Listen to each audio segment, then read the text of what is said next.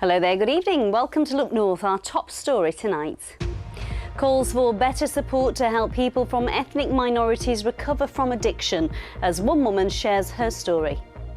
I'd come away from a really unhappy, horrible marriage, and I thought I was going to start a new life here, but then ended up spiralling into addiction. A recovery service says more funding is needed. Also tonight, an eating disorder service in Rotherham has been rated inadequate after inspectors found it did not provide safe care. Candidates in the South Yorkshire mayoral election go head-to-head in the last in our series of TV debates. We'll have a roundup of what was said. Well done, Fred! And well done, Fred. We speak to the Yorkshireman who was last across the finish line at London Marathon but has run the race 32 times. And it's been another cloudy, cold day, hasn't it? Flamborough was looking a bit bleak at this lunchtime, but what about the next few days, including the weekend? Is there any improvement on the way? Join me to find out.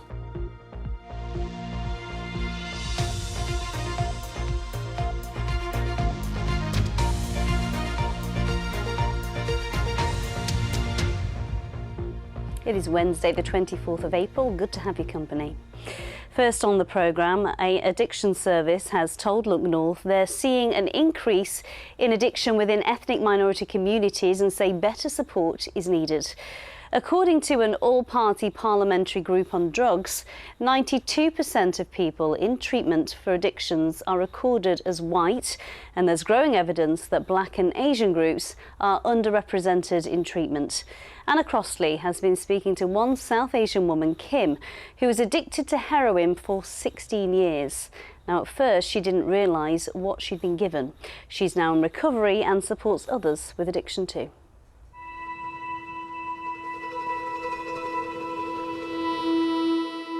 I'm quite nervous, my stomach's churning. I feel quite sick really because this is where my addiction started. I'd come away from a really unhappy, horrible marriage, and I thought I was going to start a new life here, but then ended up spiralling into addiction.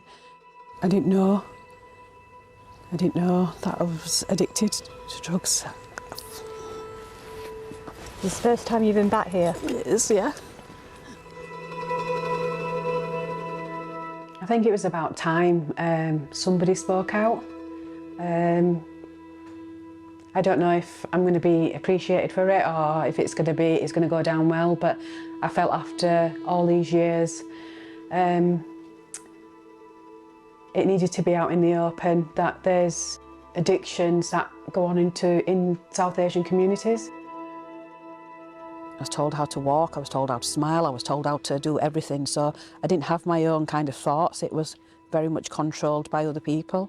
And then when, you know, somebody's rolling up a joint of whatever it was, and said, here, have this, it'll make you feel better, I took it.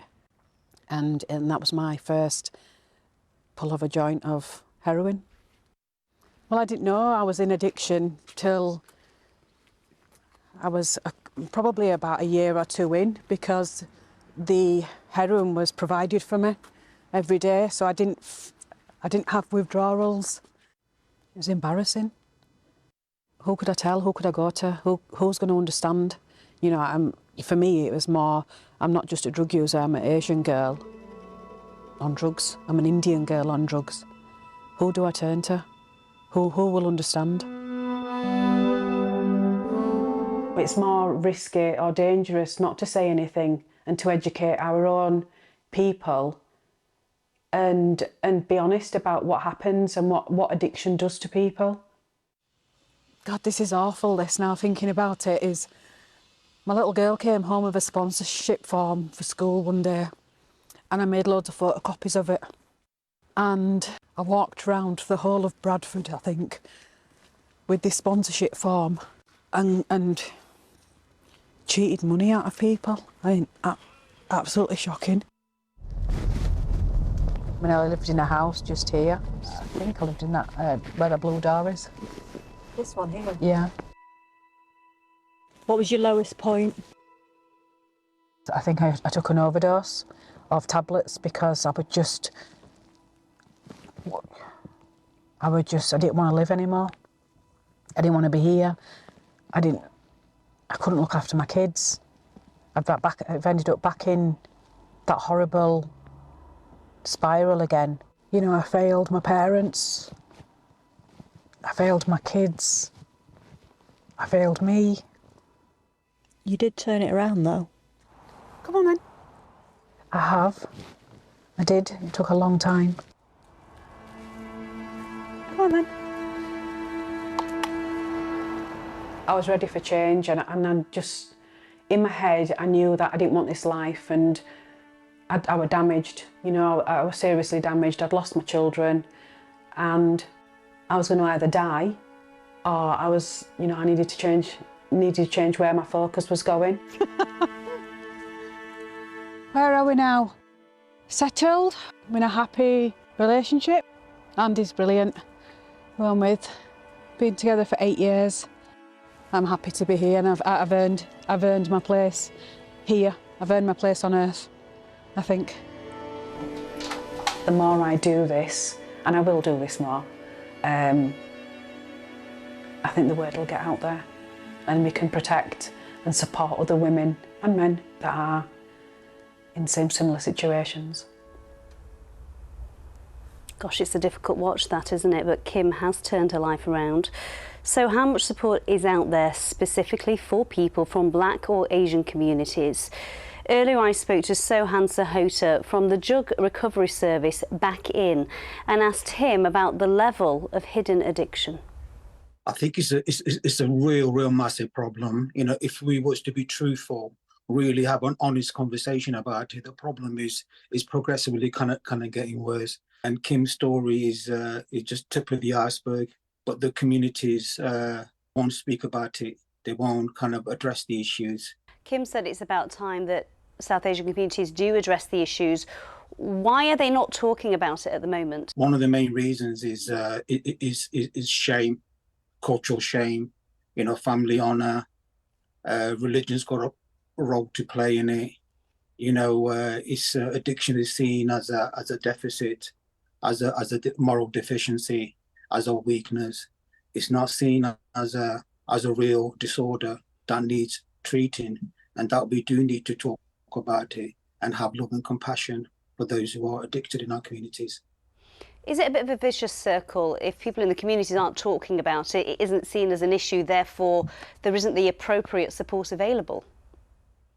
It is a vicious cycle. If we are the right people taking a lead on having a conversation in the community, you know, supported with resources, then we can have those conversations and create and develop services that are appropriate to the community's needs. Some people might be watching saying, hang on a moment, there's plenty of drug addiction support services out there. Why are they not necessarily appropriate from people from ethnic communities? You know, people do access mainstream services, a small handful, but they don't stick around for many reasons. One of the reasons is having the ability to understand one's culture, you know, the cultural heritage, you know, issues like stigma, cultural shame. And we hear that usually, you know, from the drug workers and alcohol workers, they find it difficult to engage with ethnic minority communities. And we've known this for the last 30 years, you know, and we're still here having this conversation. You know, we need the right services led by the community, but there is little investment. Sohan Sahota, thank you so much for your time. Well, if you or someone you know has been affected by addiction, details of help are available at bbc.co.uk/action line, or you can call for free at any time to hear recorded information on 08000 155 947.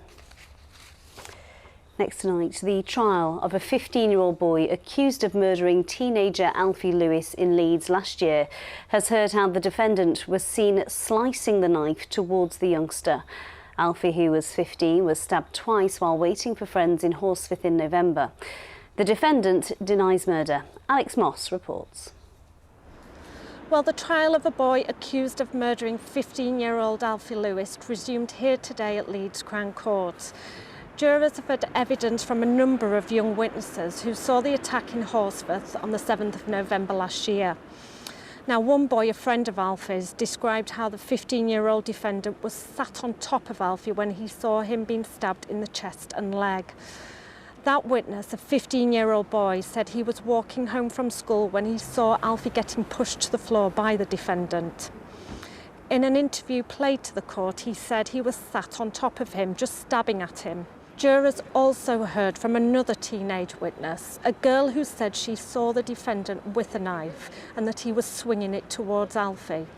Now, in her interview, which was played to the court, she became tearful as she described the defendant as slicing it towards Alfie at every opportunity.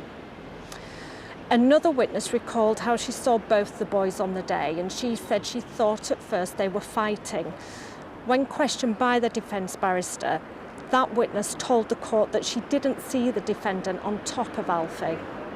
The defendant has admitted a knife possession charge at an earlier hearing, but he denies murder.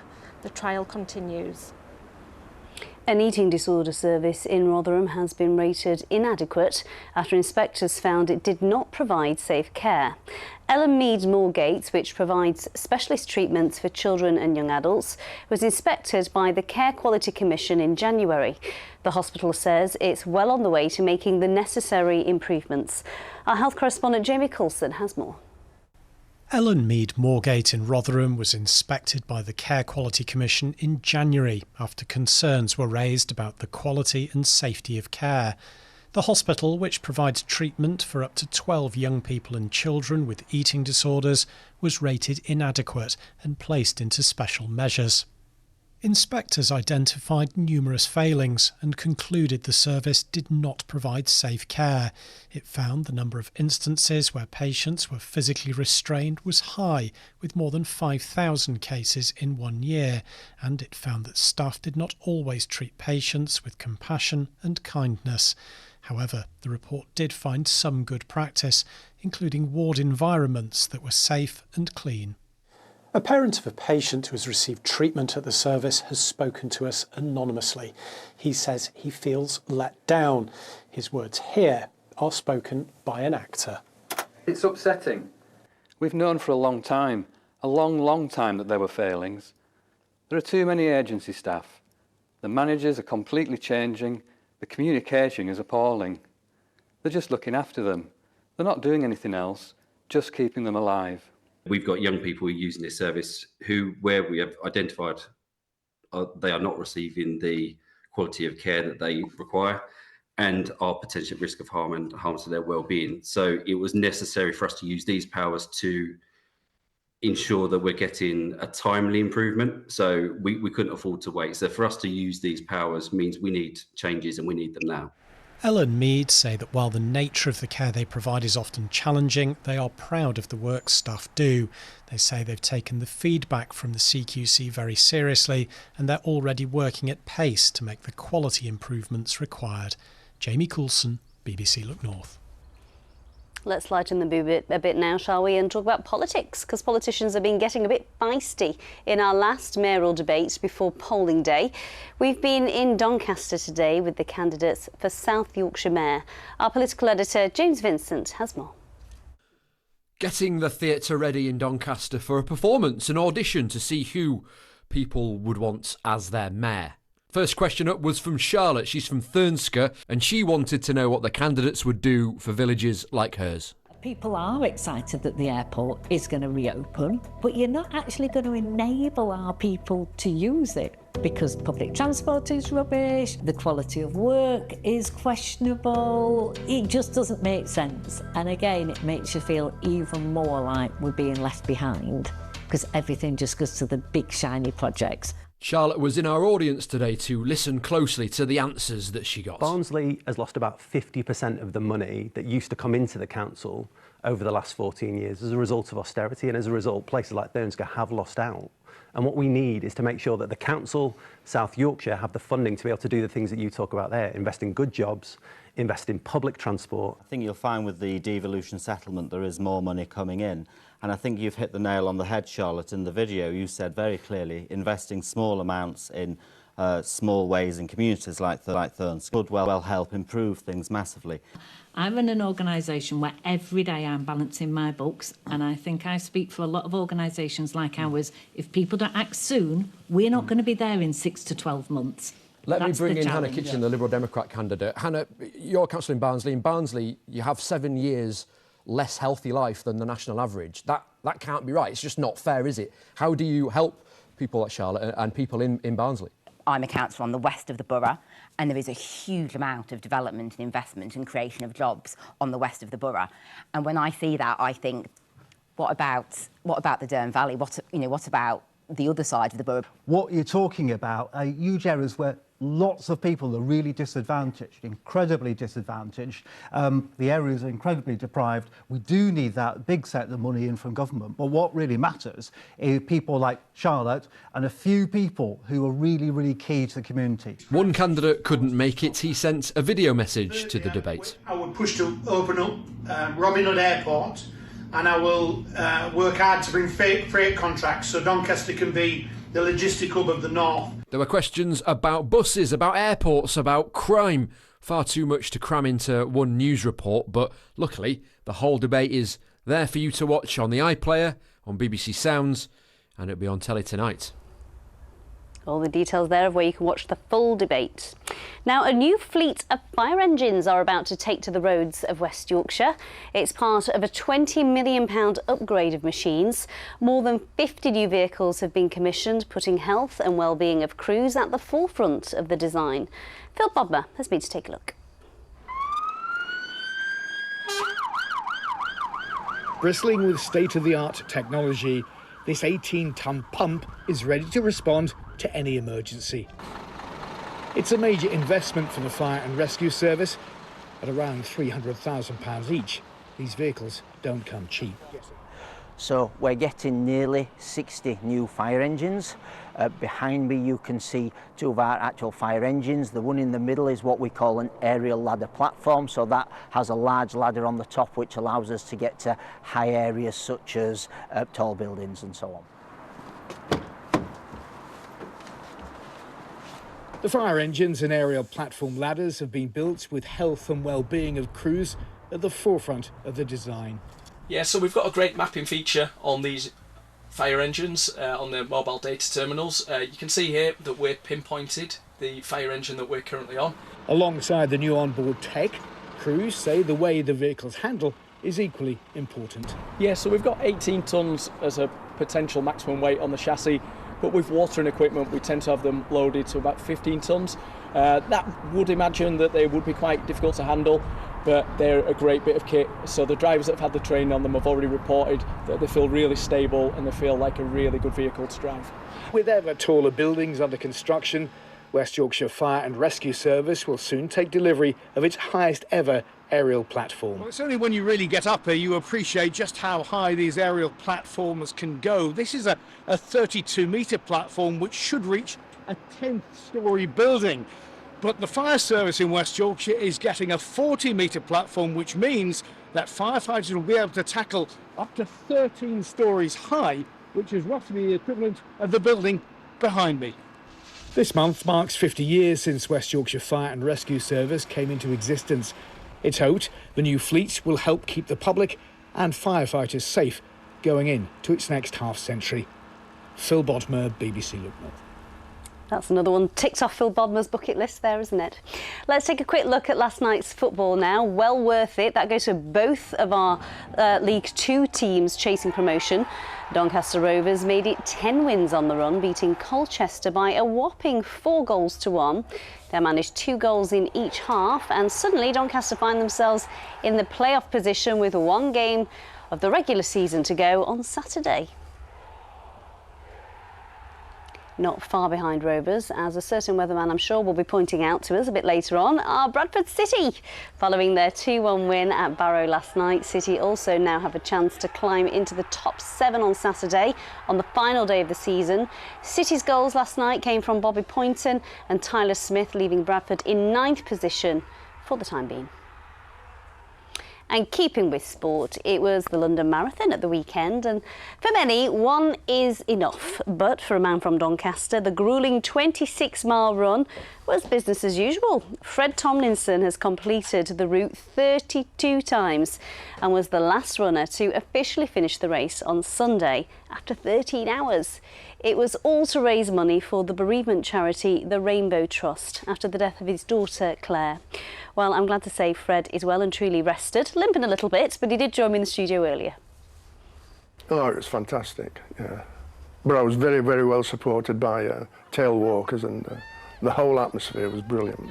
You were part of the final 50 and you've done, what, over 90 marathons now? Getting that way, yeah, I think. Yeah. Fred, it's safe to say you're not getting any younger. Do the marathons get harder? They're hard, and they stay hard, and that's it, for me anyway. You started running, didn't you, about 20 years ago, following the death of your daughter Claire. Tell us a little bit about Claire. Just like any other daughter, she was perfect, and yeah, you don't get over anything like that. So running marathons is my way of coping, if you like, and trying to help people who are now in my position, who were in my position. So she passed away, didn't she, when she was 15 years old? Yeah, that's right. And at the time, the support for families who were going through what you were going through just wasn't there. It wasn't there, no, no. And so tell us about the Rainbow Trust and what they offer to families. I first saw Rainbow Trust in a running magazine. It was a little paragraph saying who they were, and it was a lady who worked out of either a garage or a hut in her back garden. So I thought, well, that sounds a nice little charity, tiny little charity. So I'll see if I can help them, and that's how that started. And now they offer support to families, yeah, thousands of families across the country who are struggling with childhood bereavement. Yeah. So it's not just a child; it's the whole family. And what would that support have meant for you at the time when Claire was very ill? Well, we were very lucky because we got family around us, lovely friends, and good support basically. But not everybody has that. Mm. And so that's what spurs you on, isn't it? The Rainbow Trust. Absolutely, yeah. So your 32nd London Marathon, how does it compare to all the other marathons that you've done? I like doing London. It's a brilliant atmosphere, nice people, very well organised. And what's your next one? Probably London again. So there's no sign of stopping? Oh, absolutely not, no. Great, well thanks so much for coming in and well done. Thank you very much. What an inspiration Fred is. 75, he's done over 90 marathons and he also had a leg injury, but it didn't put him off. I tell you what, he doesn't look 75, he looks good on that, doesn't he? It's all that running. Probably is, yeah. Anyway, we've been in search of sunshine today, Amy. That was a beautiful shot looking right over there to Emily Moore. Thanks for sending that in, Sandy. And just a few glimmers in Malton. Beautiful picture there. A little bit of cumulus type one, a lot of that. Some oilseed rape, making that for a colourful picture. If you've got any you want to get on the TV, you can send them to me on X, Instagram and on the Weather Watcher website. So tomorrow looks another chilly one, I'm afraid. There'll be quite a bit of cloud, especially in the morning with a scattering of showers. It should, though, brighten up with some sunshine developing through the course of the afternoon. A similar sort of forecast Friday, rather cloudy scattered showers.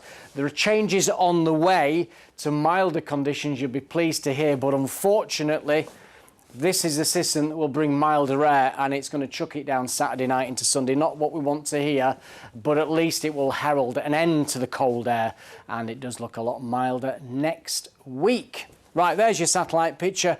Just beginning to see the cloud melting away. A bit of sunshine here in Leeds, western parts of Yorkshire, into the Peak District. A chilly but a pleasant evening with some sunshine. And that cloud will continue to break up for a time, but tend to return later on, attacked from two directions. Some showers coming into southwestern areas and some into North Yorkshire too. In the meantime, we could have a ground frost lows of 2 Celsius. That's 36 Fahrenheit. So tomorrow's high water times, another cold day along the coast. It's only been 7 in Scarborough today, 5:45 Filey at 5:55. Might be a bit of early brightness, but generally speaking, it's a cloudy start. These showers or shower outbreaks of rain pushing southwards steadily through the morning. Behind it, a decent clearance. Still a lot of cloud, but there will be some sunny breaks and just the odd shower. But it is going to feel cold again. The wind's still in the north. Highs of 10 degrees. Tomorrow evening looks chilly, but fine and quite sunny. Friday, a lot of cloud, 1 or 2 showers. Saturday, mostly fine before that rain arrives Saturday night into Sunday. And that's the forecast. I'm trying to stay positive, but I'm getting really bored of this weather. Oh, are you? Yes. Not the weather forecast? Well, always the weather forecast, but on this occasion, the weather. Right. Thank you, Paul. That's it from us. Bye-bye for now.